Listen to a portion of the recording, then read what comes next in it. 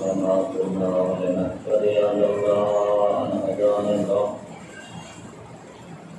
لقد جاءت رسل ربنا بالحق والصلاة والسلام والتحية والإكرام على رسول الثقلين جل الحسن والحسين وبالقاء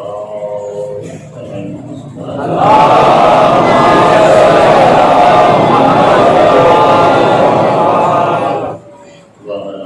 آله الأطيبين الأطهرين الأشرفين الأفضلين ورحمة الله على محبين أجمعين ولعنة الدائمة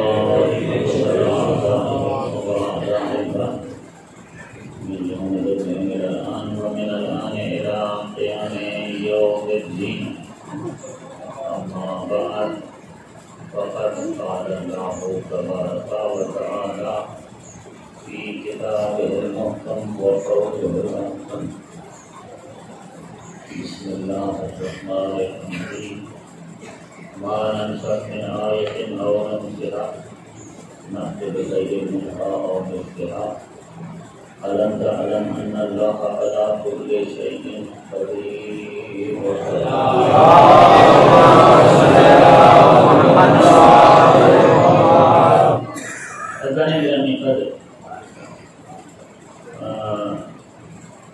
آیات الہیہ کے عنوان پر جو سلسلہ اوائل محرم میں شروع ہوا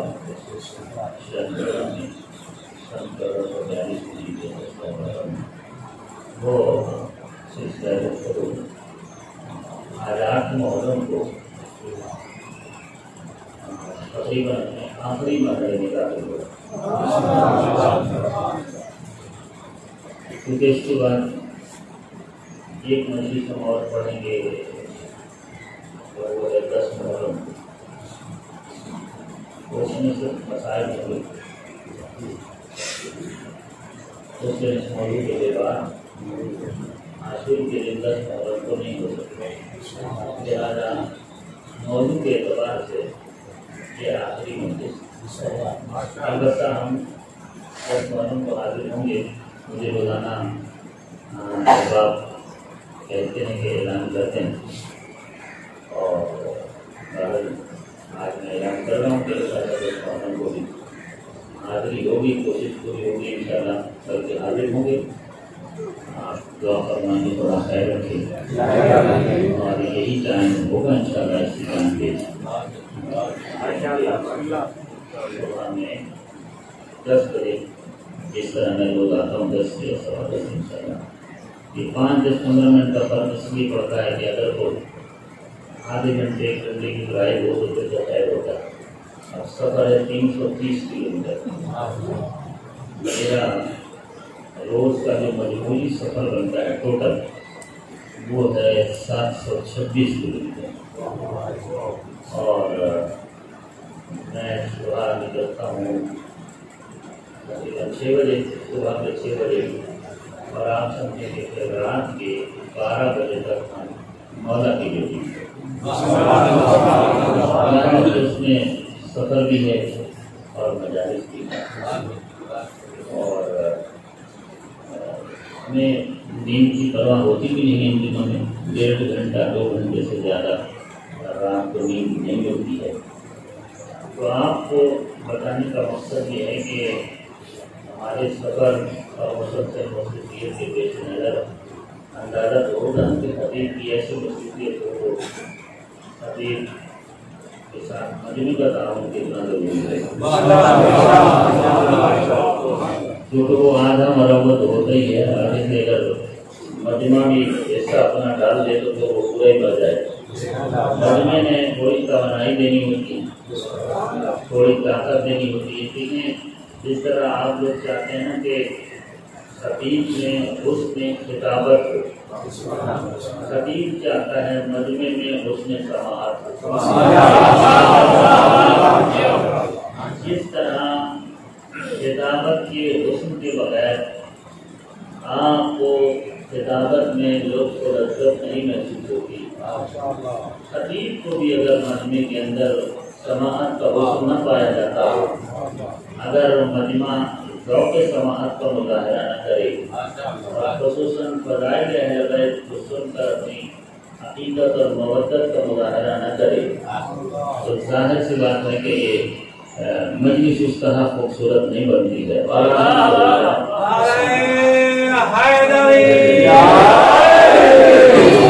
میں آپ سب سے خوش ہوں، آپ سب سے راضی ہوں. آپ ذوق سماعت رکھتے ہیں، اس میں سماعت رکھتے ہیں، آپ کی سماعتیں اچھی ہیں. اللہ آپ کو سلامت رکھے. مجھے آپ کے بارے میں تھوڑی سی زیادہ فکر ہوتی ہے. لاہور میں تو اتنی ٹینشن مجھے نہیں ہوتی کہ میری بات اللہ جانے میں سمجھا سک رہا ہوں یا نہیں، سمجھا پا رہا ہوں یا نہیں، میری بات پہنچ رہی ہے یا نہیں. تو آپ ضرور تھوڑا سا میرے ساتھ چلا کریں تاکہ مجھے اطمینان رہے کہ میری بات پہنچ رہی ہے. میری جو بات ہے وہ آپ دے. دوستو، انسان بنیادی طور پر جو پیدا ہوا ہے اور خلق ہوا ہے تو اس کی تخلیق کا مقصد ہے نمبر 1 اللہ کو تسلیم کرے، اس کی احدیت کے ساتھ اس کی سمدیت، اس کی قدرت، اس کی کبریائی، اس کی عظمت، اس کی قدوسیت، اس کے جلال، اس کے جمال، اس کے کمال، اس کے رحم، اس کے کرم، اس کی ربوبیت، اس کی معبودیت، اس کی مسجودیت، اس کی صالحیت، اس کی مالکیت، اس کی رضاقیت کے ساتھ اسے تسلیم کرے. ایک تو اسے مانے، اس کی ذات کو بھی مانے اور اس کی صفات کو بھی مانے. ایک تو انسان اس لیے پیدا ہوا ہے کہ اسے تسلیم کرے، اور دوسرا تسلیم کرنے کے بعد سارے تسلیم خام کرے، یعنی اس کی اطاعت کرے، یعنی اس کی فرمانبرداری کرے، یعنی اس کی بندگی کرے. اس کو ماننا عقیدہ ہے اور اس کی ماننا عمل ہے، اور عقیدے اور عمل کے امتزاج ہی سے دین بنتا ہے. عقیدے اور عمل، اسی سے اسلام بنتا ہے، اسی کو دین کہتے ہیں. اور دین کی اساس عقیدہ توحید ہے. البتہ توحید پر رک جانا بھی دین نہیں ہے، اگرچہ اس میں کوئی شک نہیں ہے کہ اساس دین، بنیاد دین عقیدہ توحید ہے. سب سے پہلے توحید ہی ہے، اللہ ہی کو ماننا ہے اور اس کو واحد اور یکتا ماننا ہے. مگر اس کا ہرگز مطلب یہ نہیں کہ یہیں رک جانا، اسے ماننا ہے اور اس کے بعد پھر کسی اور کو نہیں ماننا. بنیادی طور پر ہم صرف خدا کو مانتے ہیں، اس کے بعد ہر اس کو مانتے ہیں جسے خدا منواتا ہے.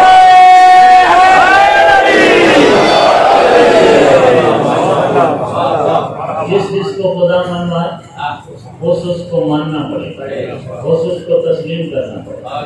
کوئی توحید کی آڑ میں اولیاء الہی خاصہ میں خدا، انبیاء اور رسل اور ائمہ معصومین کی نفی نہیں کر سکتا، یا انہیں کراس کر کے چاہے کہ میں ڈائریکٹ خدا تک چلا جاتا، تو یہ اس کی بھول ہے.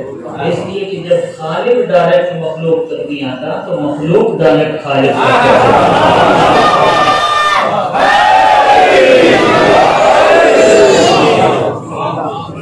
اس لیے ضروری ہے کہ توحید کے تقاضوں، توحید اصل میں بنیادی طور پر اگر ہم عدل الہی کا عقیدہ رکھتے ہیں تو یہ بھی عقیدہ توحید، بنیاد اس کی عقیدہ توحید ہے. نبوت و رسالت بنیاد اس کی عقیدہ توحید ہے. ولایت امامت بنیاد اس کی عقیدہ توحید ہے. اگر عقیدہ توحید ٹھیک ہو تو سارے عقیدے ٹھیک ہو جاتے ہیں. جب انسان تسلیم کرے کہ اللہ اللہ ہے اور الوہی کاموں کے تمام اختیارات اللہ ہی کے پاس ہے، اور جو کام اللہ کے کرنے کے ہیں وہ اگر ہم نے اپنے ہاتھ میں لے لیے تو یہ شرک ہو جائے گا. کیا ہو جائے گا؟ شرک ہو جائے گا. مثلا اگر اللہ کہے کہ نبی بنانا میرا کام ہے، رسول بنانا میرا کام ہے، اور امت کہیں مجمع لگا بیٹھے اور کہے کہ ہم بنا دیتے ہیں تو یہ شرک ہے یا نہیں؟ عقیدہ توحید کی نفی ہے نا، عقیدہ توحید کے خلاف ہے یہ بات، کیونکہ نبی بنانا، رسول بنانا یہ اللہ کا اختیار ہے، اسی طرح نبی کے نائب کو بنانا بھی اللہ کا اختیار ہے، نبی کا نائب بنانا، نبی کا نائب چننا یہ اللہ کا اختیار ہے، اللہ کی مرضی ہے، اللہ جسے نبی کا نائب بنائے گا وہی ہمارا مولا اور آقا ہوگا۔ اگر نبی کی آنکھ بند ہونے کے بعد مجمع لگا لیا جائے اور کہا جائے کہ ہم نائب کو خود چنیں گے تو پہلے یہ بتائیے کیا نبی بھی آپ نے چنا تھا؟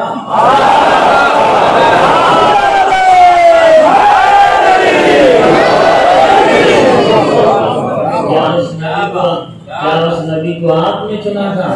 یہ تو ایک عام سی بات ہے اور بدی بات ہے اور بالکل سادہ بات ہے اور بچے کی سمجھ میں آنے والی بات ہے کہ نائب اسی قانون کے تحت بنتا ہے جس قانون کے تحت مناب بنتا ہے، جس راستے سے مناب آتا ہے اسی راستے سے نائب آتا ہے، کیونکہ اصول ایک ہے، ضابطہ ایک ہے، دستور اور طریقہ ایک ہے۔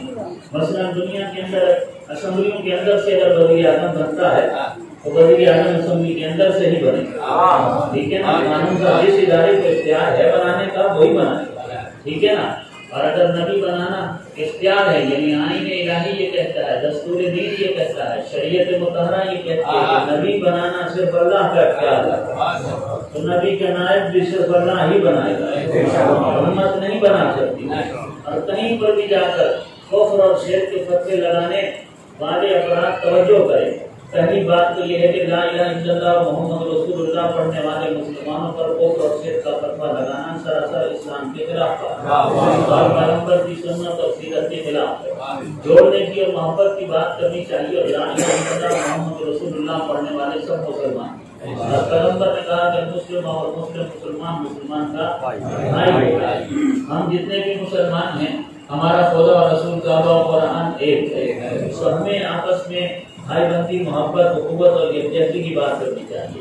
مسلمانوں کو کافر کہنا کوئی طریقہ نہیں ہے، مسلمانوں کو کسی بھی فرقے کو یا کسی بھی طبقے کو یہ کہنا کہ جناب یہ کافر ہے، یہ سراسر پیغمبر کی سیرت کے خلاف بات ہے، اس لیے کہ پیغمبر کی سنت یہ ہے کہ کافروں کو مسلمان بناؤ اور تم مسلمانوں کو کافر بنا رہے ہو۔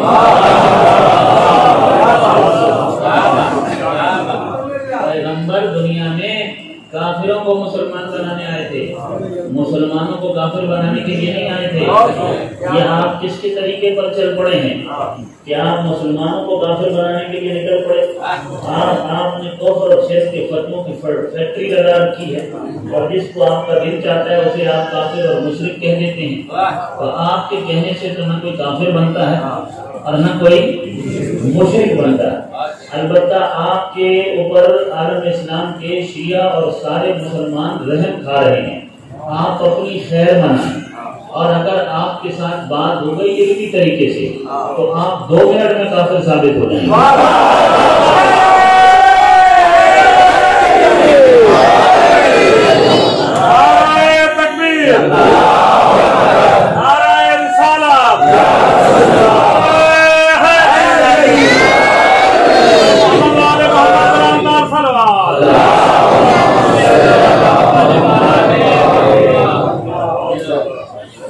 آپ کو ہم کہیں اور جانے کی ضرورت بھی نہیں ہے، صرف عقیدہ توحید پر بات کرتے ہیں۔ آپ نے دعویٰ کیا ہے کہ ہم توحیدی ہیں، آپ اپنے آپ کو توحیدی کہتے ہیں، اور آپ کی نگاہ میں شیعہ اور سنی باقی جتنے مسلمان ہیں ان کا عقیدہ توحید درست نہیں ہے، آپ کی نظر میں شیعہ سنی سارے مسلمان مشرک نہیں یہ کافر ہیں، آپ نے اپنا نام رکھ دیا ہے توحیدی، آپ اپنے آپ کو سمجھتے ہیں کہ آپ توحیدی ہیں، ٹھیک ہے نا، اور جو آپ کا مشہور نام ہے وہ بھی لوگوں کو پتا ہے، آپ کی تاریخ پیدائش بھی لوگوں کو پتا ہے کہ آپ کی ولادت کب ہوئی ہے، آپ پیدا کب ہوئے ہیں، اور آپ کی جائے ولادت بھی پتا ہے کہ وہ کون سی جگہ ہے جہاں آپ کی ڈلیوری ہوئی ہے، جہاں آپ دنیا میں تشریف لائے ہیں، ہاں وہ جگہ بھی سب کو پتا ہے۔ تو بہتر یہ ہے کہ آپ عالم اسلام کو ڈسٹرب نہ کریں اور مسلمانوں کے ساتھ جھگڑوں کی بات نہ کریں، اس لیے کہ یہ آپ نہیں کر رہے، یہ اسلام کی وہ دشمن قوتیں آپ سے یہ کام لے رہی ہیں جنہیں سرے سے اسلام پسند ہی نہیں ہے، جو مسلمان معاشروں کے اندر امن کو پسند نہیں کرتے۔ تو عالم اسلام کے مسلمہ مکاتب فکر، شیعہ، سنی، دیوبندی، بریلوی، الحمدللہ سب مسلمان ہیں، ٹھیک مسلمان ہیں، درست مسلمان ہیں۔ اور اگر آپ نے سب پر کفر کے فتوے لگانے ہیں، ہم کہیں اور بات نہیں جاتے، آپ کا دعویٰ ہے کہ ہم توحید ہیں، ہم صرف عقیدہ توحید پر بات کرتے ہیں۔ آئیے ذرا آپ اپنی توحید کو ثابت کریں، آپ اپنی عقیدہ توحید کو آپ اپنا ثابت کریں۔ آپ کہاں کہاں اللہ کے اختیارات کو خود استعمال کرتے ہیں، اور اللہ کا اختیار آپ کے اپنے ہاتھ میں لینا یہ شرک ہے، اور یہ کام تو آپ کر رہے ہیں، ہم تو نہیں کر رہے، ہم میں سے تو کوئی بھی یہ کام نہیں کر رہا، یہ کام آپ کر رہے ہیں کہ خدا کے جو اختیارات ہیں ان کو آپ نے استعمال کرنا شروع کر دیا ہے۔ اور اللہ کے اختیار یعنی صرف اللہ کرنا توحید ہے، باقی خدا کے سارے اختیارات پہ ڈاکہ مار لو۔ جو اللہ کے اختیارات ہیں ہم سب کو آپ اپنی مرضی سے استعمال کریں، اور پھر آپ کہیں کہ ہم سب سے بڑے موالد ہیں اور ہم سب سے بڑے توحید پرست ہیں۔ دیکھیے دھوکہ دینے والے خود ہی دھوکہ کھایا کرتے ہیں، یہ قرآن کہہ رہا ہے، ٹھیک ہے نا۔ وَمِنَ النَّاسِ مَن يَقُولُ آمَنَّا بِاللَّهِ ہے، لوگوں میں سے کچھ لوگ ایسے ہیں جو کہتے ہیں کہ ہم ایمان لائے اللہ پر اور بالیوم الآخرہ، اور ہم آخرت پر بھی ایمان لے آئے ہیں، یعنی ہم مومن ہیں۔ تو قرآن کہتا ہے وَمَا هُمْ بِمُؤْمِنِينَ، لیکن یہ کوئی مومن نہیں ہے۔ يُخَادِعُونَ اللَّهَ وَالَّذِينَ آمَنُوا، یہ تو اللہ کو بھی دھوکہ دے رہے ہیں، مومنوں کو بھی دھوکہ دے رہے ہیں۔ وَمَا يَخْدَعُونَ إِلَّا أَنفُسَهُمْ، اور یہ دھوکہ دے نہیں سکتے ہیں، یہ صرف اپنے اس عمل سے خود ہی دھوکہ کھا رہے ہیں، اور سمجھ یہ رہے ہیں کہ ہم مسلمانوں کو دھوکہ دیتے ہیں، سمجھ وہ یہ رہے ہیں، لیکن وہ خدا کو کوئی دھوکہ دے سکتے ہیں؟ خدا کو کوئی دھوکہ نہیں دے سکتا ہے۔ سنا کیا ہے توحید؟ بندہ خالق ہوا ہے اس لیے تاکہ خدا کو تسلیم کرے اور اس کے سامنے سرے تسلیم خام کرے، اسے مانے اور اس کی اطاعت کرے، اور یہ دونوں کام معرفت معبود کے بغیر ہو نہیں سکتے، معرفت پروردگار کے بغیر یہ کام نہیں ہو سکتے۔ تو بندے کو اگر اللہ کے وجود پر اس کی اہلیت کو تسلیم کرنا ہے تو اس کے لیے بھی عرفان الہی چاہیے، معرفت الہی چاہیے، اور اس کی عبادت کرنی اور اس کی بندگی کرنی ہے تو اس کے لیے بھی معرفت کا سامان چاہیے، کہ بندے کے پاس معرفت کا ہونا ضروری ہے۔ اور معرفت اس کی آئے تو کہاں سے آئے؟ وہ ہے خالق، اگر ذہن میں آ جائے تو ذہن کی مخلوق ہو جائے، ٹھیک ہے نا؟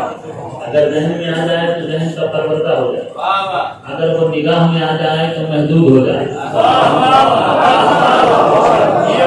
جبکہ وہ نامحدود ہے، جبکہ وہ میرا اللہ نامحدود ہے، تو نہ وہ نگاہ میں آتا ہے، نہ وہ ذہن میں آتا ہے، نہ فکر و خیال میں آتا ہے، نہ تصور تخیل میں آتا ہے، اور نہ ہی گنتی کے عدد میں آتا ہے۔ اللہ گنتی کے عدد میں نہیں آتا ہے، نہ وہ سوچوں میں آ سکتا ہے، نہ تصورات میں آ سکتا ہے، نہ خیالات میں آ سکتا ہے، ٹھیک ہے؟ پھر ہم اسے پہچانے کیسے؟ تو اس کی پہچان کے صرف دو ذریعے ہیں، ایک اس کے آثار اور اس کی عمومی آیات جو اس کے وجود کا پتہ دیتی ہے، اس کے آثار اور عمومی آیات الہیہ اور آثار الہیہ، یہ اس کا تعارف کرواتے ہیں، اس کی معرفت کرواتے ہیں، مگر یہ اپنے وجود سے صرف وجود خالق کا پتہ دیتے ہیں، کمال خالق کا پتہ نہیں۔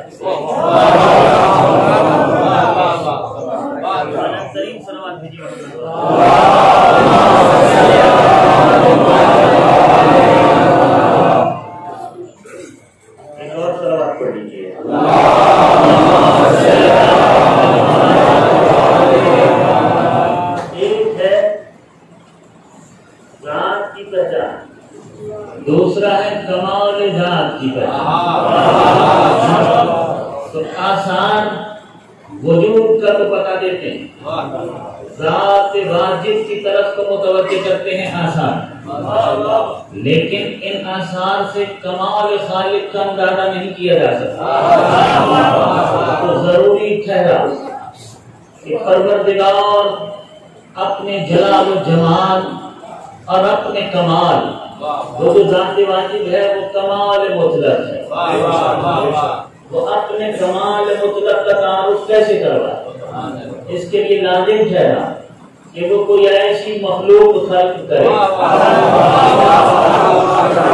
کہ جو پوری کائنات میں خدا کے بعد سب سے افضل ترین مخلوق ہو، اور اس مخلوق کے اندر خالق اپنے کمالات کو اتارے. یعنی کہ ضروری ٹھہرا کہ خالق کچھ بندوں کا چناؤ نگاہ قدرت سے کرے، انہیں مصطفیٰ مرتضیٰ مجتبیٰ قرار دے.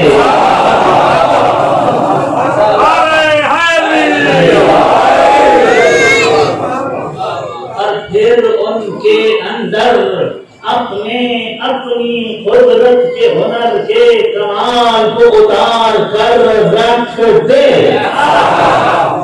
وہ کریم ہے اور انہیں اپنے کرم کا مظہر قرار دے. وہ رحمان رحیم ہے اور انہیں اپنے رحم کا مظہر قرار دے. وہ علیم ہے اور وہ ان ہستیوں کو اپنے علم کا مظہر قرار دے. ضروری ٹھہرا کہ خالق اس کائنات میں سے ایک ایسا گھر چن لے کہ جس کے اندر ساری عظمتوں کو بھر دے.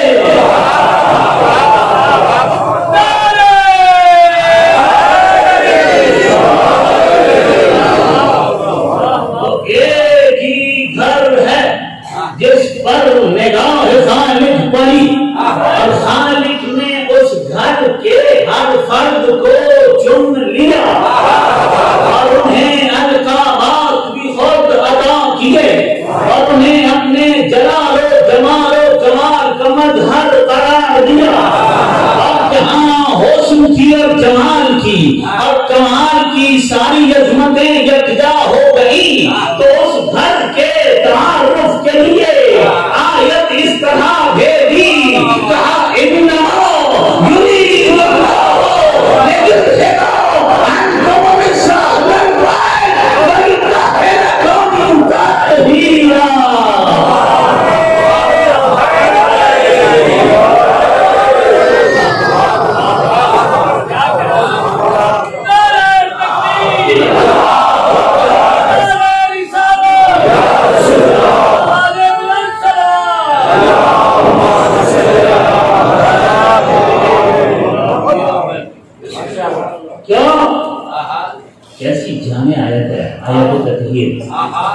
آیت تطہیر کیا کر رہی ہے؟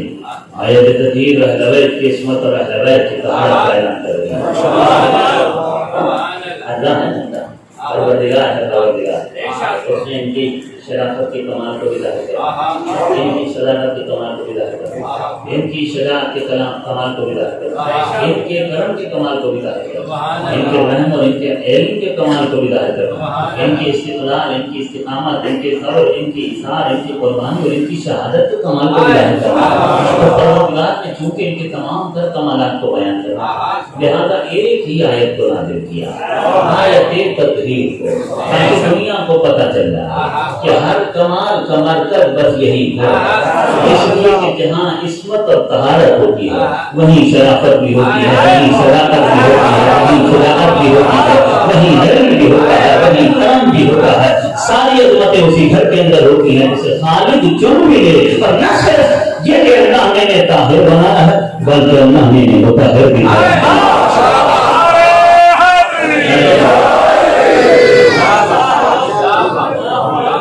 یعنی کہ طاہر اور مطہر یہ معصومین 14 کے 14 اسی آیت تطہیر سے ثابت ہے.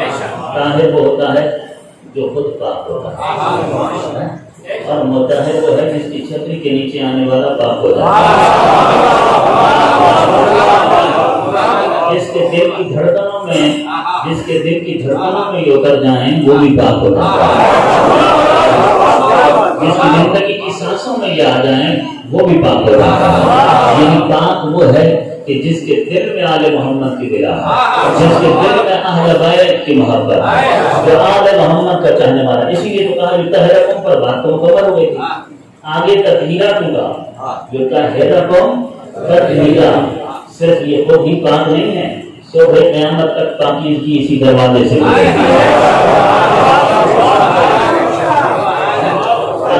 انما یرید اللہ لیذھب عنکم الرجس اہل البیت ویطہرکم تطہیرا۔ انما اس کا نتیجہ میں سوائے اس کے نہیں، یرید اللہ، اللہ کا یہ ارادہ ہے، اللہ یہ چاہتا ہے۔ انما یرید اللہ لیذھب عنکم الرجس اہل البیت، آپ سے ہر طرح کے رجس کو دور رکھے، ٹھیک ہے نا، دور رکھے۔ کسی صاحب نے کہا کہ جناب علی آپ اس آیت سے یہ کیسے نتیجہ نکالتے ہیں؟ پہلے آیت کا ترجمہ سنیں، انما کا ترجمہ اس وجہ سے یرید اللہ، اللہ کا ارادہ، اللہ یہ ارادہ رکھتا ہے کیا لیذھب عنکم الرجس اہل البیت، کہ اہل بیت آپ سے ہر طرح کے رجس کو دور رکھے، ویطہرکم تطہیرا، اور آپ کو پاک رکھے اس طرح کہ جس طرح پاک رکھنے کا حق ہے۔ ایک سلام پڑھیے،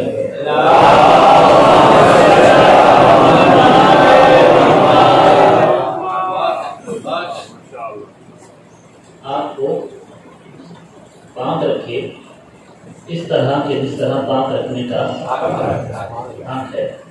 تو اس آیت سے اہل بیت کی عصمت ثابت ہوتی ہے کہ اہل بیت معصوم ہے، اہل بیت کی طہارت ثابت ہوتی ہے۔ آیت ترغیب اہل بیت کی عصمت اور طہارت کو ثابت کر رہی ہے کہ اہل بیت کیا ہیں؟ معصوم۔ کوئی صاحب کہنے لگے کہ معصوم تو وہ ہوتا ہے کہ مہد سے لے کر لحد تک، یعنی شکم مادر سے لے کر خبر میں اترنے تک، جس نے ایک سیکنڈ یا ایک لحظے کے کروڑویں حصے کے برابر بھی کوئی گناہ نہ کیا ہو، خطا نہ کی ہو، غلطی نہ کی ہو، خدا کی نافرمانی نہ کی ہو، بلکہ اسے سوچا بھی نہ ہو، معصوم تو اس کو کہتے ہیں، اس میں کوئی شک نہیں کہ معصوم اسی کو کہتے ہیں۔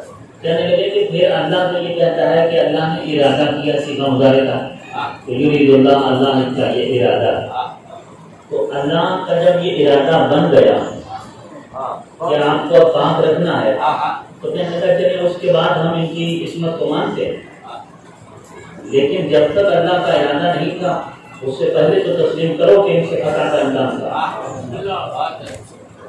وہ کہتا ہے کہ اللہ نے ارادہ کیا ہے، چلے جب بھی اللہ نے ارادہ کیا، اللہ نے آیت بھیجی، جب اللہ نے ارادہ کیا اور آیت بھیجی تو ٹھیک ہے مان لیتے ہیں کہ اس کے بعد انہوں نے کوئی غلطی نہیں کی، لیکن آیت بھیجنے سے پہلے جب تک اللہ کا یہ ارادہ نہیں تھا تو اس سے پہلے تو ماننا پڑے گا تھا کہ انسان ہے تو کہیں تو غلطی ہوئی ہوگی، خطا بھی ہوئی ہوگی۔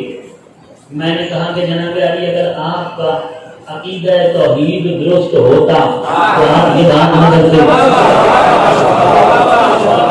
وجہ یہ ہے کہ آپ کا عقیدہ توحید ٹھیک نہیں ہے، آپ نے توحید کو سمجھا نہیں، اور توحید میں خالق کا وجود بھی ہے، اس کی ذات بھی ہے اور اس کی صفات بھی ہے، اس کی ذات پر بھی ایمان رکھنا ہے اور اس کی صفات پر بھی ایمان رکھنا ہے۔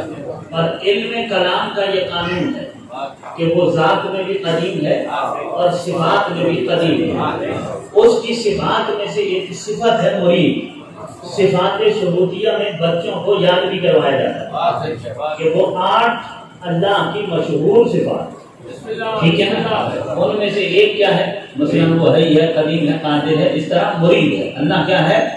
مرید ہے۔ مرید کسے کہتے ہیں؟ صاحب ارادہ کو، ارادہ رکھنے والے کو کیا کہتے ہیں؟ مرید کہتے ہیں۔ تو صفات ثبوتیہ میں اللہ کی ایک صفت کیا ہے کہ وہ قادر ہے۔ تو کیا کہو گے کہ جب اس نے اپنے قادر ہونے کی قرآن میں آیت بھیجی، اس کے بعد قادر بنا ہے.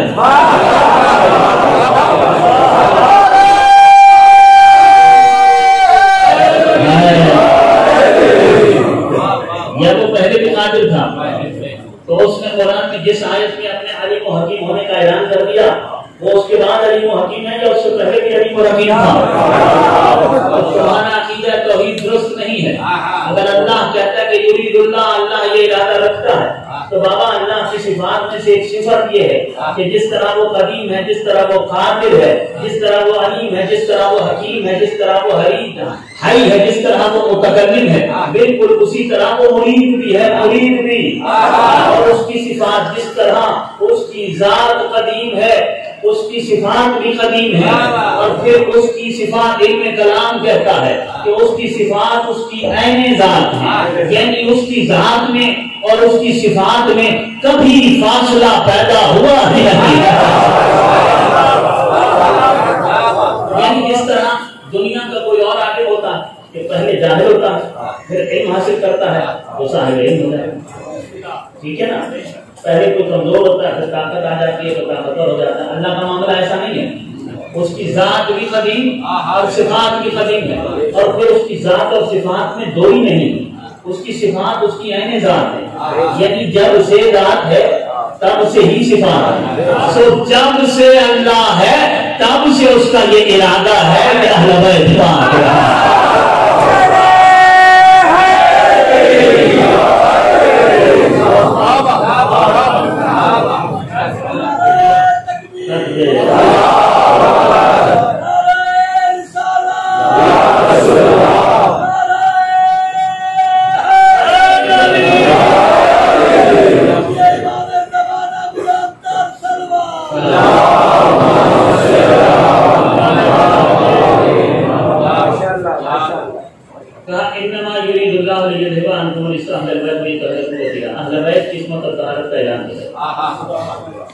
چلیں. جب کوئی اور بات نہ بنی تو کہا ہاں تو اہل بیت کا دائرہ تو وسیع ہے، اس میں پیغمبر کی اخبار بھی شامل ہے. جبکہ شیعہ سنی مسلمانوں کے نزدیک اہل بیت سے مراد پنجتن اور ساری شیعہ اور سنی کتابیں سنی بھائی ان عقائد میں ہمارے ساتھ ہیں. اہل سنت برادران کا بھی الحمدللہ اہل بیت سے محبت کرتے ہیں، ہمارے بھائی ہیں. بلکہ آیت اللہ سستانی کہتے ہیں ہماری جان جو سنت میں ہمارے بھائی ہیں، ہماری جان ہیں، ہمارے برادران اسلامی ہیں، اہل بیت سے محبت کرتے ہیں. وہ بھی مجلسوں میں اور عزاداری میں اپنے اپنے طریقے سے شامل ہوتے ہیں. تو برادران اہل سنت کے یہاں بھی اہل بیت میں پنجتن ٹھیک ہے، پنجتن پیغمبر اکرم جناب امیر جناب سیدہ مولا حسن مولا. جب بھی اہل بیت کہا جائے گا تو اس سے مراد یہی پنجتن اور ہمارے شیعہ عقیدے میں وسعت ہے، یعنی پورے 14 معصومین بھی اہل بیت کا مصداق ہے. ٹھیک ہے، پورے کے پورے ہمارے 12 امام 14 معصومین اہل بیت میں آتے ہیں. جب اہل بیت کی طہارت بیان ہو یا ان کی صداقت بیان ہو تو پورے 14 اس میں شامل ہوتے ہیں. البتہ ایک طبقہ ہے وہ جگہ جگہ شرک تو کرتا ہی ہے. انہوں نے کہا کہ اہل بیت کے مسئلے میں بھی شرک کرنا، کہا اہل بیت میں پیغمبر کی ازواج بھی شامل. اچھا، پیغمبر کی ازواج کی بے احترامی کے ہم قائل نہیں ہیں. پیغمبر کی رسول اکرم کی ازواج کی بے احترامی کے قائل نہیں، ہم ان کے احترام کے قائل. پھر قرآن مجید نے رسول اکرم کی بیویوں کو امہات المؤمنین کہا ہے، یعنی یہ امت کی مائیں ہیں، مومنین کی مائیں ہیں.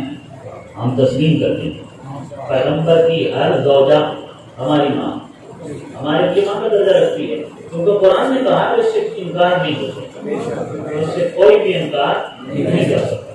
احترام ان کا مقام وہ اپنی جگہ پر ہے، وہ امہات المؤمنین ہے، یہ بات بھی تسلیم ہے، مگر وہ آیت تطہیر میں شامل نہیں ہے،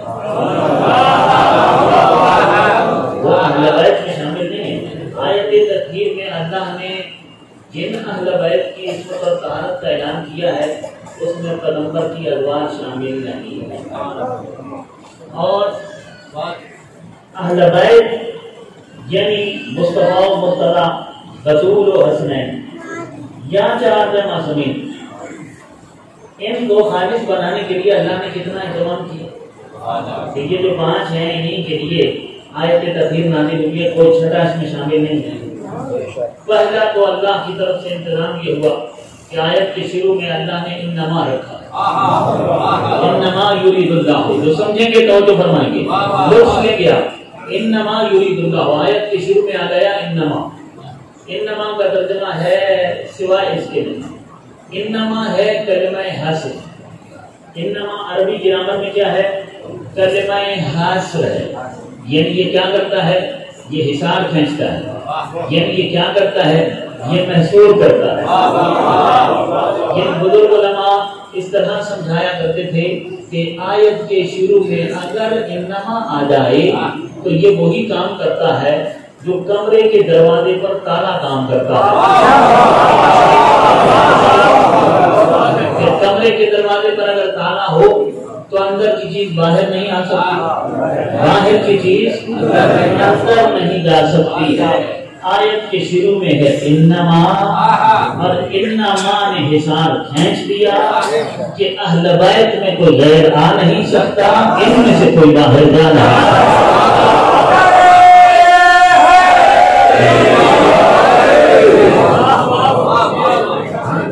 دوسری دلیل، اگر ازواج کو آپ شامل کریں گے تو اس مجمع میں جو مؤنث ہیں ان کی تعداد بڑھ جائے گی، خواتین کی تعداد بڑھ جائے گی. تو پھر ضمیر مؤنث کی آنی چاہیے. جب تعداد عورتوں کی زیادہ ہو جائے گی تو ضمیر مؤنث کی ہونی چاہیے، مگر یہاں ضمیر مذکر کی ہے. انما یرید اللہ لیذھب عنکم الرجس، قوم جمع مذکر کی ضمیر ہے، اور خواتین اگر کثرت سے ہوں تو کننا کہا جائے گا. اللہ نے انکننا نہیں کہا، انکم کہا، اور انکم کہہ کر بتا دیا کہ جن افراد کی طہارت کا اعلان کیا ہے ان میں کثرت مردوں کی ہے.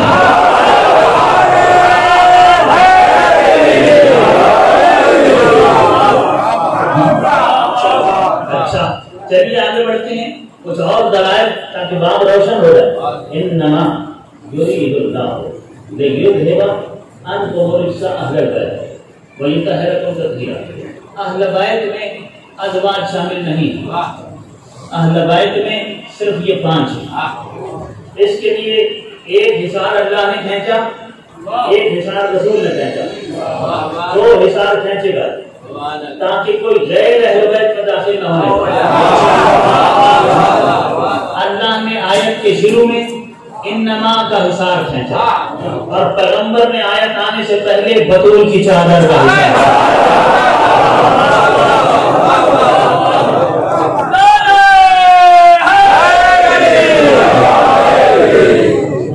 سجدہ کی چادر کا حصار کھینچا ہے 2 حصاروں میں تاکہ اہل بیت واضح ہو جائیں تو کوئی غیر اہل بیت میں نہیں آ سکتا. جن اہل بیت کی عصمت اور طہارت کا اعلان ہے وہ یہ خالص اہل بیت ہیں، ان کے علاوہ اور کوئی نہیں ہے. پوچھو مسلمانوں سے کہ آیت تطہیر کہاں نازل ہوئی؟ کہیں گے پیغمبر کے گھر میں نازل ہوئی. قبول ہے مجھے یہ بات درست ہے کہ رسول کے گھر میں آیت تطہیر نازل ہوئی، مگر آیتیں تو کبھی بھی کہیں بھی کسی بھی وقت آ سکتی تھی اور آتی رہتی تھی. 23 سال کے عرصے میں قرآن کی آیتیں آتی رہی، تو آیت امن میں بھی آ سکتی ہے، جنگ میں بھی آ سکتی ہے، سفر میں بھی آ سکتی ہے، حضر میں بھی آ سکتی ہے، گھر میں بھی آ سکتی ہے، ممبر پہ بھی آ سکتی ہے، ازواج میں بھی آ سکتی ہے، اصحاب میں بھی آ سکتی ہے، امت میں بھی آ سکتی ہے. تو آیت تو کہیں بھی آ سکتی ہے، مگر آیت تطہیر میں جب آنا پیغمبر اپنے ہی گھر میں تھے، حالانکہ اس گھر میں پیغمبر نے کتنی آیتیں لی، لیکن جب آیت تطہیر نے آنا تو پیغمبر نے اپنے گھر کے اندر ایک خاص ماحول بنایا. بطول کی چادر منگوائی، ان کے لیے آیت میں آنا تھا، انہیں چادر کے اندر لے لیا. حدیث قصہ آیت تطہیر کا شان نزول ہے. حدیث قصہ کی پوری سند اور مستند ترین حدیث ہے. یہ پورا واقعہ ہے آیت تطہیر کے آنے کا. آیت تطہیر کا شان نزول بیان کر رہی ہے کون؟ حدیث قصہ کہ بطول کی چادر میں لے لیا اور یہ سب کے سب اس چادر کے نیچے جمع ہو گئے اور چادر کو ہر طرف سے پھیلا دیا. چادر کے نیچے مصطفیٰ بھی ہے, بدول بھی ہے, علی بھی ہے اور حسنین بھی ہے. تو میں کہوں گا کہ یا رسول اللہ, آپ اپنے گھر میں بیٹھے ہوئے تھے, کھلی فضا میں بیٹھے رہتے, آیت آ جاتی, آپ نے پانچوں کو لیا اور ایک چادر میں رکھ دیا. آیت آئی, پیغمبر نے, جملہ بڑا ہے صاحبان علم سمجھیں گے, پیغمبر نے اپنے گھر میں ہونے کے باوجود گھر کے صحن کے اندر چادر کا ایک گھر بنایا.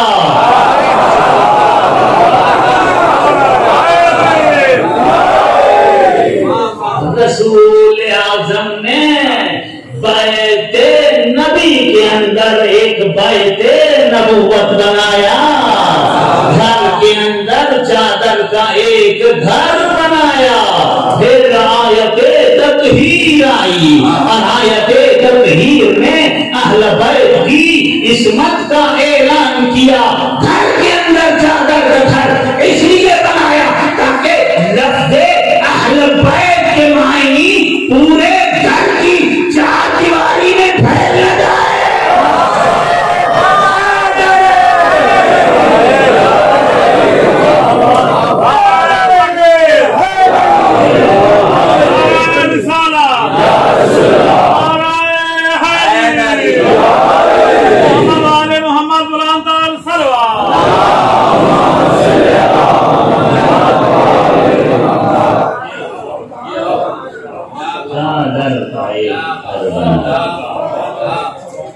گھر کے اندر چادر کا, میں اور تھوڑا سا روشن کروں اس کو اور واضح تر کروں اور دلائل سے اور تر اس مفہوم کو پختہ تر کروں. کہاں انما یرید اللہ لیذھب عنکم الرجس اہل البیت. تو کہا گیا کہ جناب اہل بیت, جن اہل بیت کی عصمت اور طہارت کا اعلان ہوا ان میں سے آپ نے ازواج کو خارج کر دیا. عجیب بات ہے کہ اہل کہتے ہیں والے کو, بیت کہتے ہیں گھر کو. اہل بیت یعنی گھر والے. جب اہل بیت کا مطلب گھر والا ہے تو کسی کے گھر والے اس کی گھر والی کے بغیر پورے ہوتے ہیں.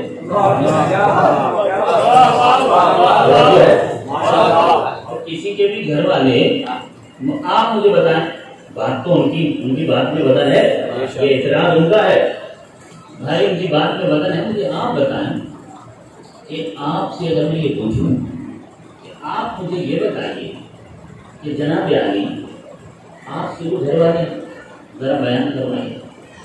آپ اپنے گھر والوں کو شمار کریں لیکن گھر والے کو بھول جائیں اور آپ کہیں گے کہ بس میرے گھر والے اتنے ہی ہیں, گھر والے کو کہیں نام و نشان نہیں. پھر میں دیکھتا ہوں آپ گھر جائیں دروازہ کیسے کھولتا ہے, پھر آپ کو کھانا کیسے ملتا ہے, پھر تو ذرا ہنگامہ ہو. تو آپ کے گھر والوں میں گھر والی تو مرکز ہے, گھر والوں میں گھر والی مرکز ہوتی ہے. جب کسی کے بھی گھر والے گھر والی کے بغیر مکمل نہیں ہوتے تو آپ نے اہل بیت رسول, رسول کے گھر والوں کو رسول کی گھر والیوں کے بغیر کیسے مکمل کر دیا. یہ اعتراض ہے ان کا, اس کا جواب ہونا چاہیے کہ نہیں. جناب علی ہم نے انہیں پیغمبر کے افراد خانہ ہونے سے باہر نہیں کیا, رسول اکرم کے فیملی ممبر ہونے سے اس دائرے سے ہم نے انہیں باہر نہیں نکالا. ہم انہیں پیغمبر کے اہل خانہ تسلیم کر رہے ہیں, فیملی ممبر تسلیم کر رہے ہیں. وہ گھر کی چار دیواری کے دائرے میں ہیں, آیت تطہیر کے دائرے میں نہیں ہے, آیت تطہیر میں نہیں ہے. لفظ تو آیت تطہیر میں اہل بیت ہی آیا. ٹھیک ہے, اچھا عربی زبان میں سمجھ لیجیے گا. عربی میں گھر کے لیے دو لفظ ہیں, ایک ہے دار اور ایک ہے بیت. دار کہتے ہیں اس گھر کو جو میٹیریل سے بنایا جاتا ہے, اینٹوں سریے سے, گارے سے, مٹی سے, میٹیریل سے جو گھر بنے جس میں مستقل رہائش رکھی جاتی ہے، اس گھر کو کہتے ہیں دار۔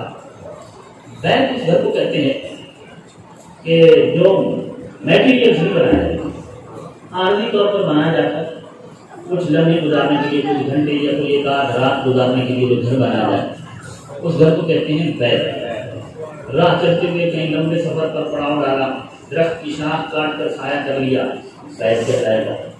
کھانا نصب کر لیا، خیمہ بیت کہلائے گا۔ چادر کا حصار کر لیا، یہ بیت کہلائے گا۔ ٹھیک ہے نا؟ ایک ہوتا ہے دار، ایک ہوتا ہے بیت۔ دار ہوتا ہے میٹیریل سے بنا ہوا پختہ گھر جس میں مستقل رہائش ہوتی ہے فیملی ممبر کے ساتھ۔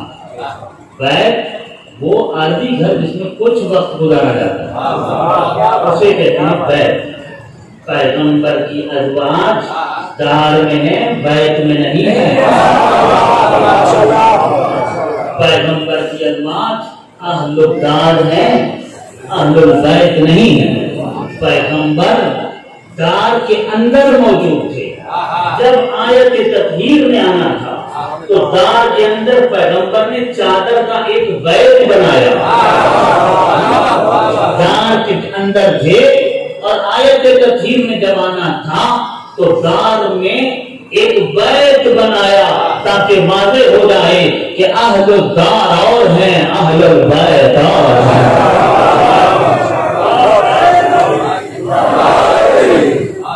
اچھا، بات اور پختہ ہو جائے، ازواج شامل نہیں ہے آیت تطہیر میں، ٹھیک ہے؟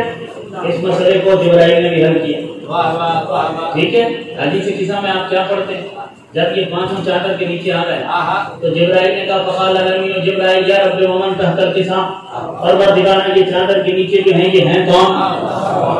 اچھا، عجیب بات ہے، جبرائیل نے کیوں پوچھا کہ اس چادر کے نیچے کون ہے؟ کیا جبرائیل نہیں جانتا کہ اس چادر کے نیچے کون ہے؟ کیا آپ تھکے تو نہیں بیٹھے؟ اگر تھک جائیں تو بتا دیجیے۔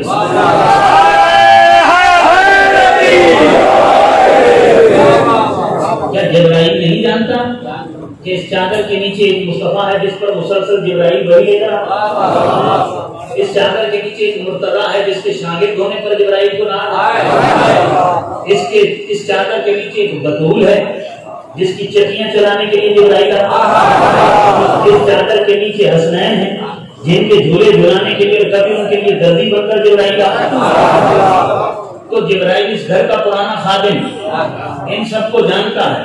جبرائیل کا مسلسل ان کے ہاں آنا جانا ہے، اور آج عجیب بات کر رہا ہے اور کہہ رہا ہے کہ یہ چادر کے نیچے کون ہے، اور جبرائیل ہے وہاں سو غلط تو کہہ نہیں سکتا، یہ تو ہو نہیں سکتا کہ جبرائیل پہچان بھی رہا اور پھر پوچھ بھی رہا۔ واقعاً جبرائیل نے نہیں پہچانا اسی لیے تو پوچھا، تو پھر کیوں نہیں پہچانا؟ پہچانا اس لیے نہیں کہ جب ایک نور پر دوسرا نور غالب آ جائے تو سامنے والے نور کی کثرت و شدت کا نتیجہ کیا ہوتا ہے کہ اپنا نور جواب دے دیتا ہے، شناخت نہیں کر پاتا ہے۔ اس کی مثال میں یوں دوں آپ کو کہ اگر روزانہ بھی آپ کا کوئی دوست آپ سے ملتا ہے جس کے ساتھ صبح شام آپ کا اٹھنا بیٹھنا ہے، اگر رات کے وقت آپ اپنی گاڑی میں ڈرائیونگ سیٹ پر گاڑی چلاتے ہوئے جانا اور وہ بھی آتا ہے، آپ کا جگری دوست ہے، ہر وقت کا بیٹھا ہوتا ہے، وہ آپ کی اور اس کی گاڑی آمنے سامنے ہیں، دونوں ایک دوسرے کے آمنے سامنے آتے ہیں، آپ اپنی گاڑی کی ڈرائیونگ سیٹ پر ہے، اپنی گاڑی کی ڈرائیونگ سیٹ، مگر اس نے اپنی گاڑی کی ہیڈ لائٹ فل چھوڑ رکھی ہے، آپ کو نظر آئے گا؟ نہیں نظر آئے گا نا؟ تو حالانکہ یہ تو نہیں ہو سکتا کہ آپ اسے پہچان نہ سکیں، ابھی آپ اسے کیوں نہیں پہچان پا رہے؟ آپ کے سامنے ہیں مگر آپ نہیں پہچان پا رہے، کیونکہ جو سامنے نور ہے وہ آپ کے نور پہ غالب ہے، اس نور میں شدت زیادہ ہے، اس نور میں کثرت زیادہ ہے۔ یہی وجہ ہے کہ جبرائیل ان کے پاس جب آتا تھا تو 5 انوار کا الگ الگ مشاہدہ کرتا تھا، ہر نور کا الگ تو تحمل کر سکتا تھا، مگر جب 5 نورانی پیشانیاں ایک ہی چادر کے نیچے جمع ہو گئی تو جبرائیل کا نور اس نور کی شناخت سے قاصر ہو گیا۔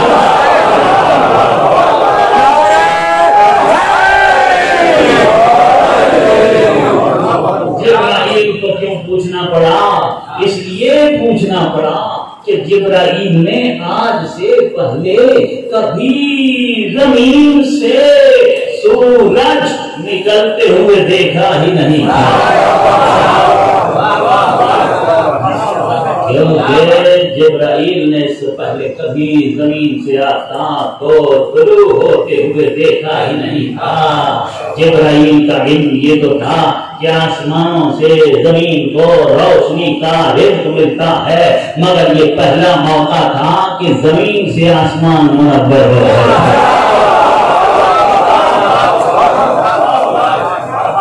اس لیے جبرائیل پہچان نہ پایا تو پوچھا کہ جس چادر کے نیچے کون ہے؟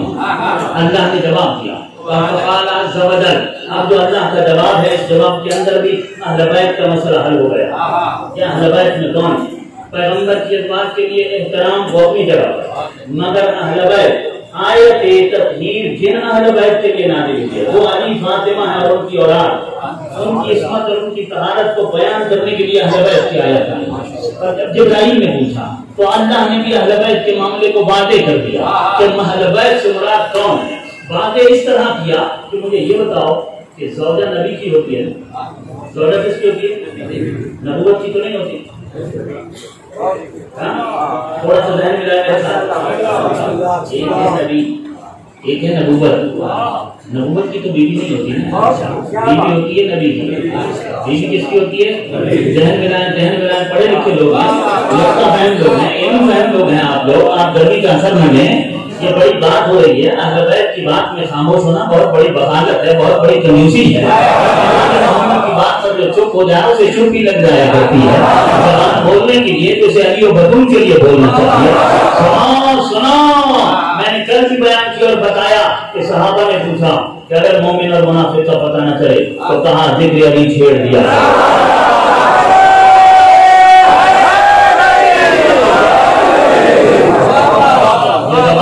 بولنے کے لیے ہے تو آل محمد کے فضائل میں بولنی ہے، اور آپ نہیں بولتے شہر کی شرافت بولتی ہے، آپ نہیں بولتے لہو کی طہارت بولتی ہے، آپ نہیں بولتے دل کی دھڑکنوں میں جو مال مودت رہتا ہے وہ بولتا ہے، عشق بولتا ہے، عشق بولتا ہے۔ یہ مقام شکر ہے۔ بڑی بات کہنے جا رہا ہوں، بیویاں ہوتی ہیں نبی جی، نبوت کی کوئی رواج نہیں ہوتی۔ جب جبرائیل نے پوچھا کہ چادر کے نیچے کون ہے، فقال عز وجل ہم اہل بیت النبوۃ و معادن الرسالۃ۔ بابا یہ اہل بیت نبی ہیں ہی نہیں، یہ اہل بیت نبوت ہے۔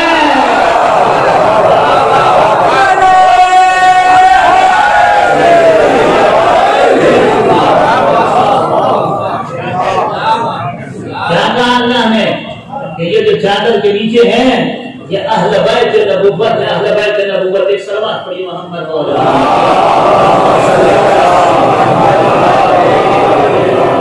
ایک صلوات کا سہارا اور دے دیجیے۔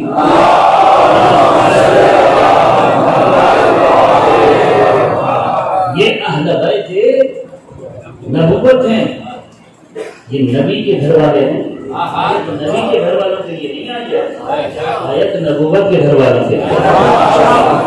نبی کے گھر والے تب گھر والے قرار پائیں گے کہ جب نبی اس دنیا میں آ کر کوئی گھر بنائیں گے، کسی سے نکاح کریں گے تو گھر والے وجود میں آ جائیں گے۔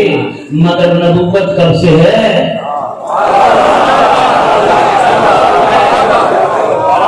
جب زمین نہیں تھی، آسمان نہیں تھا، چاند نہیں تھا، سورج نہیں تھا، کائنات نہیں تھی، مصطفیٰ کی نبوت تھی۔ آدم سے لے کر عیسیٰ تک ہر نبی محمد کی نبوت کا کلمہ پڑھ کر ہی زمین پر آتا رہا۔ تو نبی کے گھر والے یہاں گھر والے بنیں گے، نبوت تو وہاں سے آئی ہے، تو جو وہاں بھی نبوت کے ساتھ رہتے ہوں وہی اہل بیت نبوت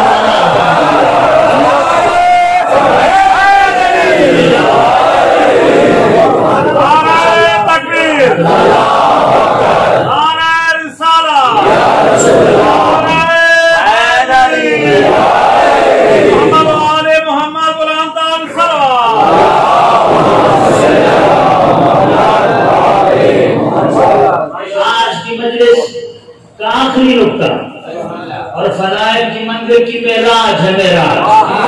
اور آپ امام بارگاہ قصر غازی عباس فیروزیہ میں انشاءاللہ جن کے دل کی دھڑکنوں میں آل محمد رہتے ہیں وہ اس زمین پر بیٹھ کر عرش پر ٹہلیں گے، راج کریں گے۔ آپ یہ جملہ سن کے اللہ کرے کہ میں پہنچا سکوں نقطہ، اگر کہ تھوڑا سا علمی ہے، ذہن میرے ساتھ آپ ملائیں گے۔ جن کی دل کی دھڑکنوں میں علی رہتا، میں آپ سے بات کروں۔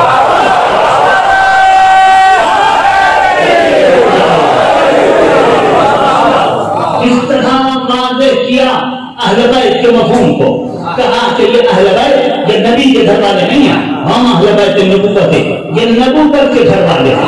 وما اجل الرسالت، یہ رسالت کی کان ہے، رسالت کی کان، یہ وہ کان ہے جہاں سے رسالت نکلتی ہے۔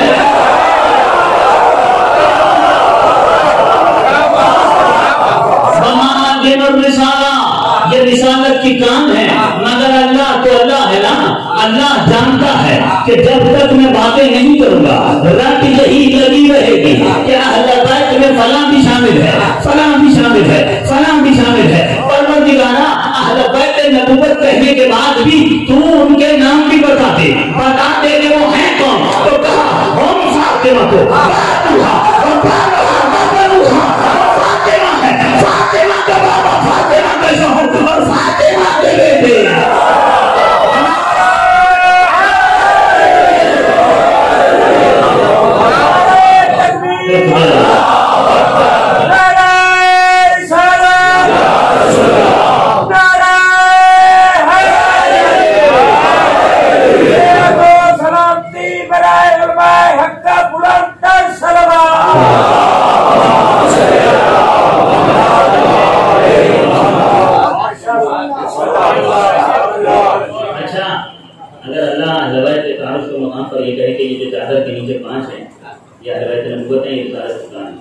فاطمہ تو وہ فاطمہ اور فاطمہ کے بابا، فاطمہ کے شوہر اور فاطمہ کے بیٹے۔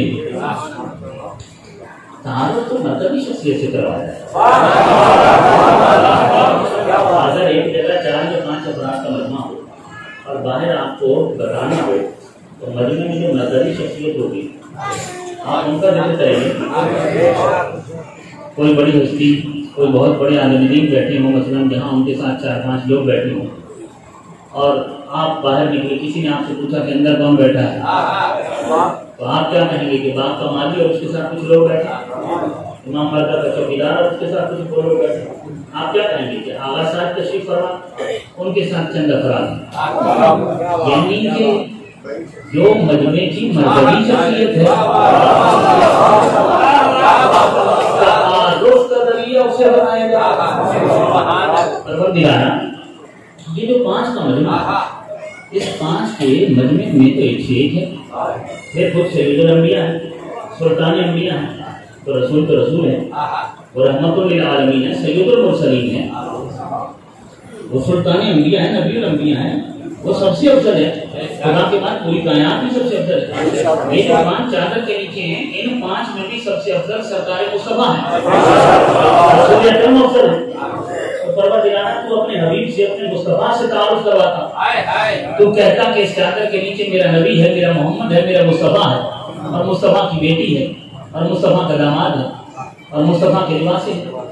مگر اللہ نے ایسے نہیں کہا، کیا کہا؟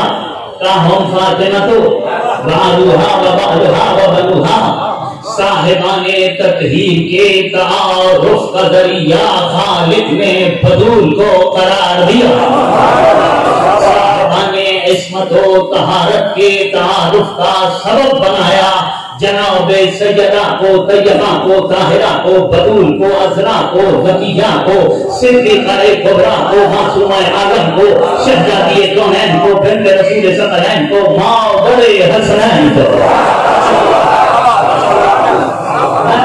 صدیقہ کبریٰ و معصومہ عالم کو۔ پروردگار نے کیوں کہا کہ بدول ہے اور بدول کے بابا؟ سارے رشتے بدول کے گنوائے ہیں، بدول کے، رسول کا کوئی رشتہ نہیں گنوایا، اور اللہ نے باندھے کر دیا کہ میں بتا رہا ہوں کہ اہل بیت کا مطلب یہ 5 ہیں، یہ 5 ہیں، یہ 5 ہیں، اور تم نے اگر اہل بیت کا ترجمہ گھر والے ہی کرنا ہے تو پھر یہ رسول کے گھر والے نہیں، بدول کے گھر والے ہیں۔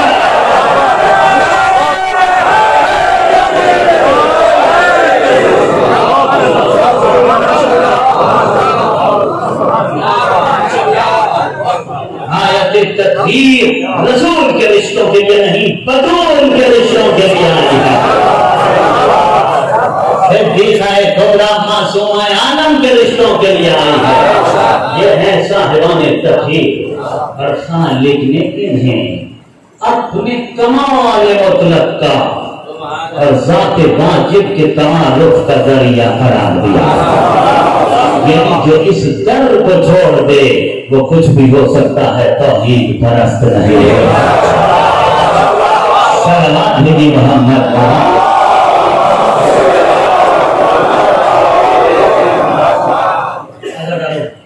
میں نے فضائل کے مندر پر کافی وقت دے دیا اور مجھے جانا بھی بہت دور ہوتا ہے، ٹائم بھی کم بچ جاتا ہے، کچھ نہ کچھ لیٹ ہی ہو جاتا ہوں میں روز۔ وقت چونکہ کم بچا ورنہ مسائل زیادہ پڑتا، اگر وہ رونے کے لیے بیٹھے، رونے کے لیے دو لفظ بھی بہت ہوتے۔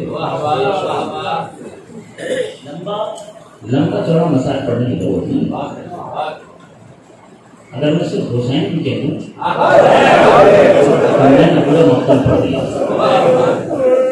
اگر میں صرف زینب بھی کہہ دوں تو میں نے پورا مرثیہ پڑھا، اگر میں صرف سجاد بھی کہہ دوں تو میں نے کربلا سے شام تک کے سارے مسائل پڑھا۔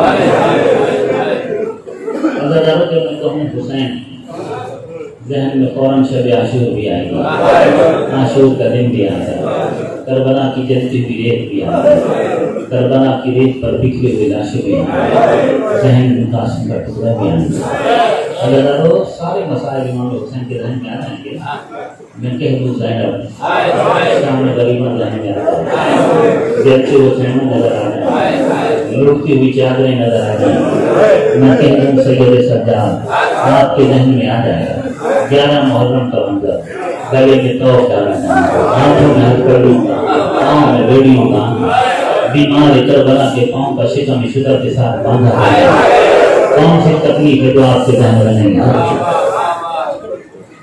عزیزانو، آج مسائل کے مندر پر 2-4 جملے بس کہوں گا اون محمد کے بارے میں۔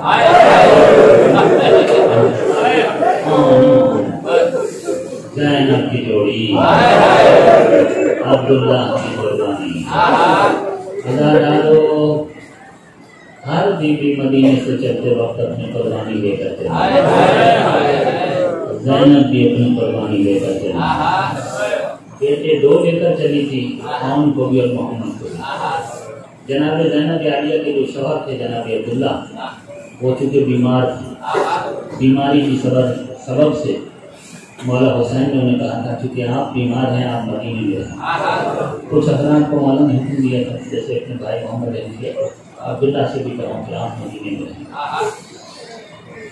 عبداللہ نے اپنے دونوں بیٹے پیش کیے اور جناب زینب سے کہا کہ ایک اپنی طرف سے قربان کرنا، ایک میری طرف سے۔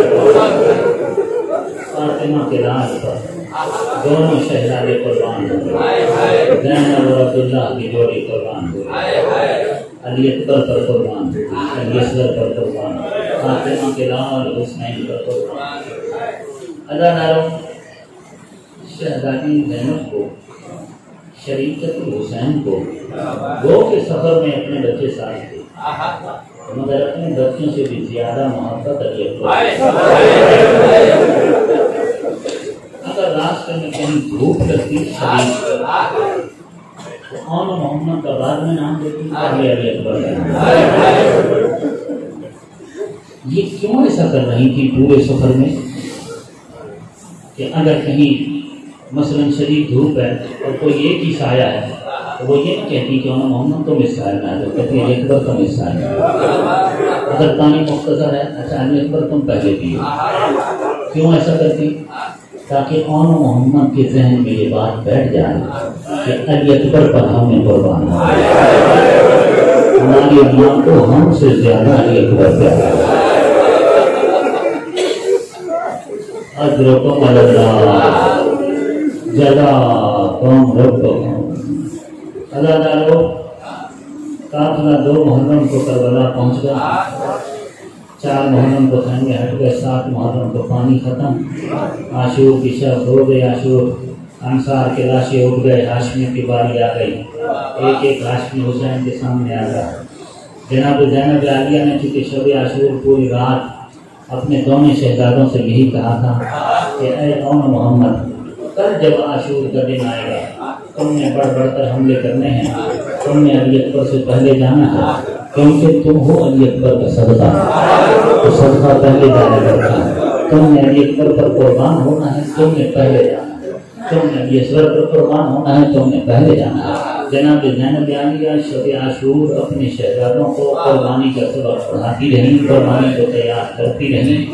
یہی وجہ ہے اللہ تعالیٰ کہ شہزادوں کو رات ہی کا انتظار پیدا ہو گیا تھا کہ بس کل عاشور کے دن کا سورج طلوع ہو، طلوع جنگ بجے ہم جلدی سے مادر گرامی کے ارمان کو، تمنا کو، خواہش پورا کریں، چچا جان سے اجازت لیں، میدان میں جا کر ہاشمی شجاعت کا مظاہرہ کریں، دشمن کی فوج کے چھکے چھڑائیں، پشتوں کے پشتے لگائیں، اور ان کو پتا چلے کہ جنگ لڑی کیسے جاتی ہے، کیونکہ یہ عباس کے شاگرد ہیں، انہیں اپنی بہادری پر بڑا ناز ہے، انہیں حرب و ضرب کا فن عباس نے سکھایا ہے۔ عباس کے کافی شاگرد ہیں جو کربلا میں جنگ لڑے ہیں، بڑی کامیابی سے جنگ لڑے۔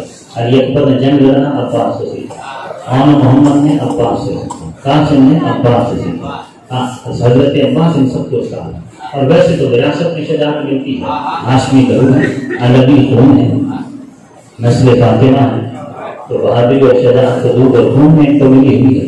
تو بچوں کو اور بے قراری ہو گئی کہ اماں جان رات بھر یہ کہتی ہیں تو بس کل کے دن کا سورج طلوع ہو۔ اللہ تعالیٰ جب ہاشمی کی باری آئی اور ایک مرتبہ شہزادی زینب کی جوڑی اپنے ماموں کی خدمت میں آ گئی اور کہا کہ ماموں جان ہمیں اجازت دیجیے، اور محمد کہتے ہیں کہ ہمیں اجازت دیجیے، آقا حسین کہتے ہیں کہ ابھی تو ہمارا وقت نہیں آیا۔ ظاہر بچے تھے مگر اہل بیت کے گھر کے بچے تھے، امام کی معرفت رکھتے تھے، جانتے تھے کہ امام کے سامنے زیادہ اثرات نہیں کیا جاتا، امام کی اطاعت کی جاتی، غلط آتے جب بھی جاتے ہیں امام واپس کر دیتے۔ اب بار بار جاتے ہیں اور اجازت نہیں ملتی، بچے گھبرا گئے، اب کی بار اگر خیمے میں گئے تو اماں سخت ناراض ہوئی، باہر ہی بیٹھ گئے، وقت گزرتا رہا، زینب کو انتظار ہے کہ میرے بچوں کی لاش آنے والی ہو۔ ایک مرتبہ جناب فضہ سے کہا کہ فضہ تھوڑی سی تکلیف کرو، ذرا خیمے سے باہر ہو جاؤ، دیکھو تو صحیح کہ میرے بچے جنگ لڑ رہے ہیں، میرے بچے شہید ہوئے کہ نہیں ہوئے۔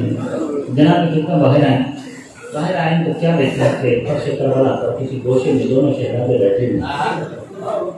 واپس آ کر جناب فضہ نے کہا کہ وہ تو یہیں خیمے سے قریب باہر بیٹھے ہوئے ہیں، کہا جلدی سے انہیں بلا کر۔ اب جو عون محمد خیمہ زینب میں آیا تو اماں کی آنکھوں میں چلا کہا ہے عون ہے محمد، میں تمہیں رات بھر کیا سبق پڑھا، تم ابھی تک زندہ ہو، تم ابھی تک میدان میں نہیں ملے ہو، جگہ تم خدا کوئی غم نہ دے سوائے ہمیں اہل بیت، تم ابھی تک زندہ ہو، تمہارے تلاشے آنے نہیں کریں۔ کہتے ہیں میدان کیا کریں، ماموں اجازت نہیں دے رہے، ہم تو کتنی بار جا چکے ہیں مگر ہمیں اجازت نہیں دے رہے۔ جناب فضہ نے پیغام بھیجا کہ جاؤ ذرا میرے عباس کو بلاؤ۔ جناب فضہ نے جناب زینب کا پیغام پہنچایا کہ آقا دادی نے بلایا۔ حضرت عباس بطول دادی کے خیمے میں، تو آقا دادی حکم کیجیے کیوں بلایا؟ جناب زینب فرماتی ہیں عباس یہ بتاؤ کہ میرا بھی کوئی حق ہے تم پر یا نہیں ہے؟ اجرکم اللہ جزاکم اللہ، آقا دادی سارے حق آپ کے، میں تو نوکر ہوں آپ کا، میں تو غلام ہوں آپ کا، حکم فرمائیے۔ کہا یہ صبح سے ابھی تک میری جوڑی کو اجازت کیوں نہیں دی؟ عباس جاؤ ذرا میری طرف سے آقا حسین سے جا کر سفارش کو کرو کہ میرے شہزادوں کو میدان میں جانے کی اجازت کو دیں۔ اور کہا عباس سفارش کرو اور کہہ دو اور بتا دینا بھیا حسین کو کہ اگر اجازت انہوں نے نہ دی تو پھر زینب خیمے سے خود اجازت دیں۔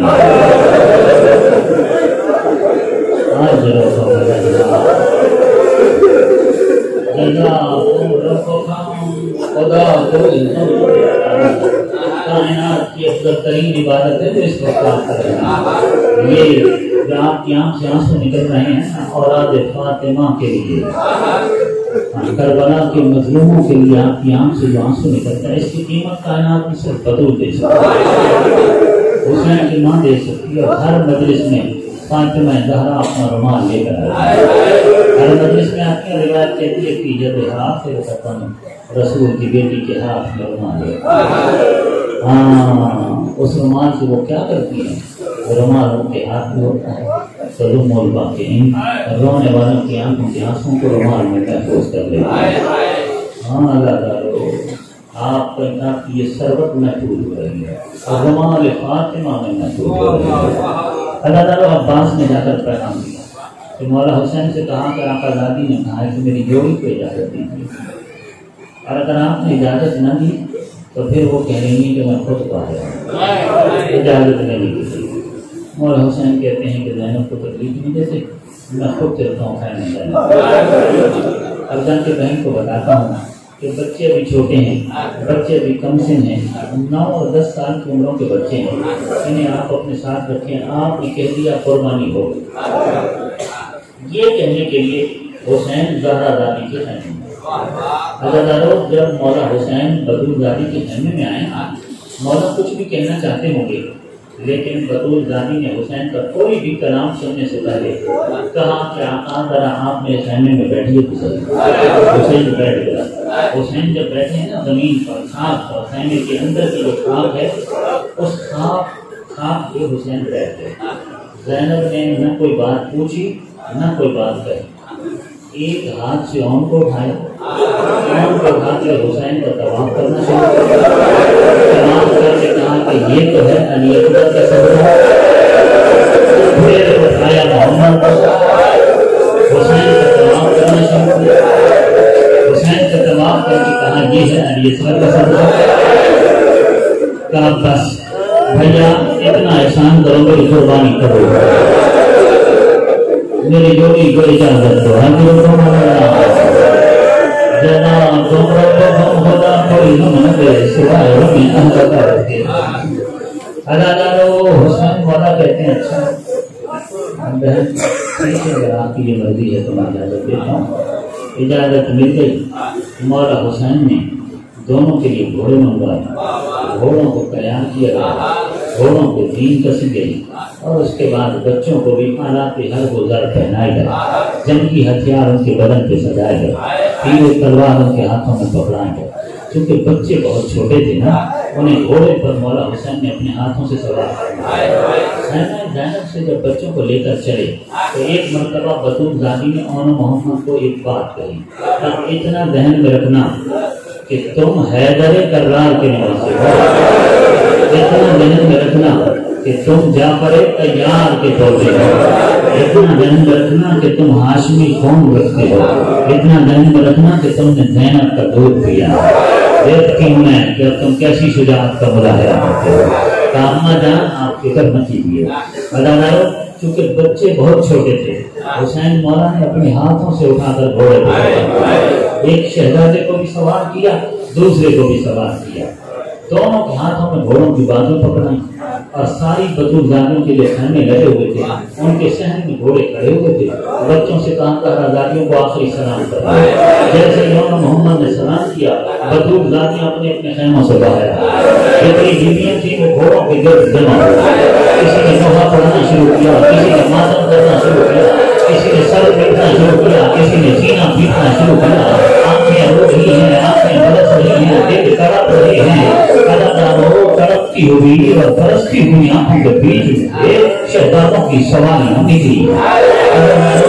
جب دونوں شہزادے خیمے کے صدر دروازے سے باہر آئے ہیں، دونوں بچوں نے اپنے گھوڑوں کو ایڑ لگائی ہے، اور تلواروں کو لہراتے ہوئے، جنگی ہتھیار لہراتے ہوئے، گھوڑے دوڑاتے ہوئے سیدھا دشمن کی فوج کی طرف گئے۔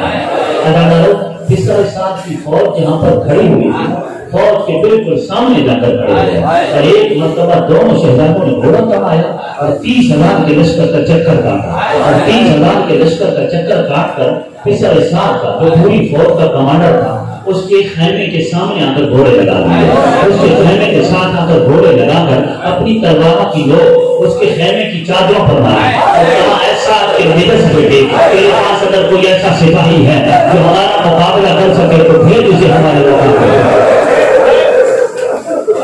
آج جو کمال اللہ جزاہ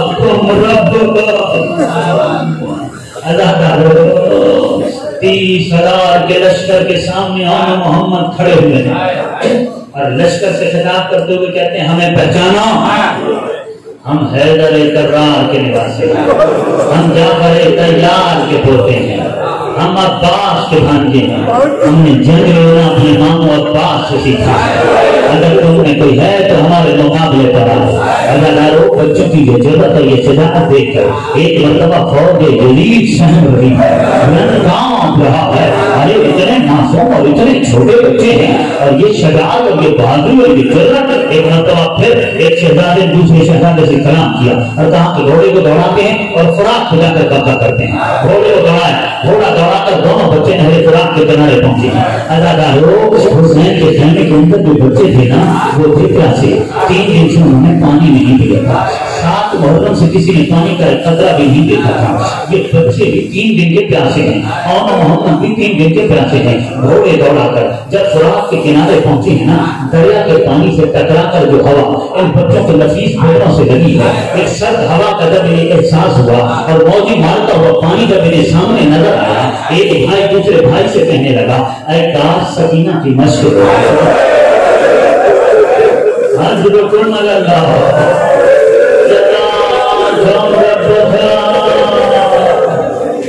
اے کاش سکینہ کی مشق لے آتے۔ پھر ساتھ کہتا ہے ارے اتنے چھوٹے بچے ہیں اور پوری فوج کا کبھی ادھر سے کبھی ادھر سے چکر کرتا ہے۔ اس نے سپاہیوں کو بھیجنا شروع کیا، جو جو مقابلے پہ آتا رہا واصل جہنم ہوتا رہا، جو جو آتا رہا پھر نار ہوتا رہا۔ کئی 100 ملاحین کو جب واصل جہنم کر دیا تو پھر ساتھ کہتا ہے کہ یہ ایک اگر ان کے مقابلے پر جائے گا تو کوئی بھی بچ نہیں پائے گا۔ ہم یہ حاشقی ہیں، اس طرح کرو کہ پورا ایک فوجی دستہ مل کر حملہ کرو۔ اب بتا رہا ہے جب پورے فوجی دستے نے حملہ کرنا شروع کیا نا، خیمے کے اندر جناب زینب تھی اور خیمے کے دروازے پر جناب فضا تھی اور ایک بلند تیغے پر مولا حسین تھے، دوسری طرف سے بلند تیغے پر مولا عباس تھے۔ زینب خیمے کے اندر سے فضا سے پوچھتی تھی اور فضا کو حسین اور عباس کے حرکات سے حالات پتہ چل جاتے تھے۔ جب جناب زینب پوچھتی تھی کہ میرے شہزادوں کی جنگ کہاں پہنچی ہے تو جناب فضا منظر کشی کرتی ہیں، کہا مجھے آقا حسین نظر آ رہے ہیں، ایک طرف سے حسین ڈانٹے شجاعت دے رہے ہیں، دوسری طرف سے عباس ڈانٹے شجاعت دے رہے ہیں اور آپ کے شہزادے بڑی خوبصورت جنگ کر رہے ہیں۔ ادادار جب یہ مرحلہ آیا نا کہ پورے فوجی دستے کو حکم دیا فضا صاحب نے کہ فوج کا پورا دستہ مل کر ان پر حملہ کرے۔ جب دستے نے حملہ کیا ہے فضا نے کہا آقا زادی انہا للہ پڑھ گئے، پورے فوجی دستے نے مل کر حملہ کر دیا۔ دستے نے حملہ کیا، بچوں کے بدن پر پائے زخم لگنے لگے، زخموں کی آپ لگا سکے۔ ایک مرتبہ زمین پر آئے، زمین پر آتے ہوئے آقا مامو جان آ جائیے، اپنی شہزادوں کی لاشیں لے جائیے۔ حسین دوڑتے ہوئے قوم کا لاشا اٹھایا، محمد کا لاشا اٹھایا، لاشیں لا کر خیمہ زینب کے سامنے رکھ دیے۔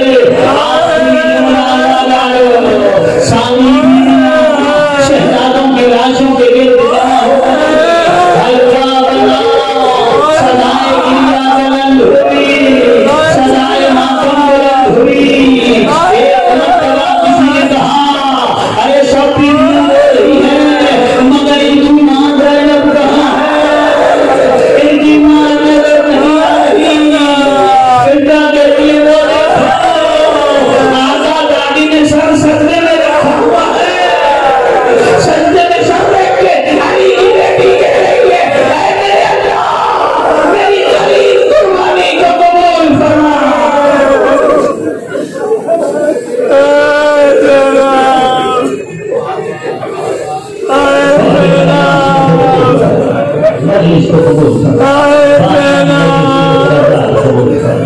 میرے اللہ نام سے مجلس دعا کی قبولیت کی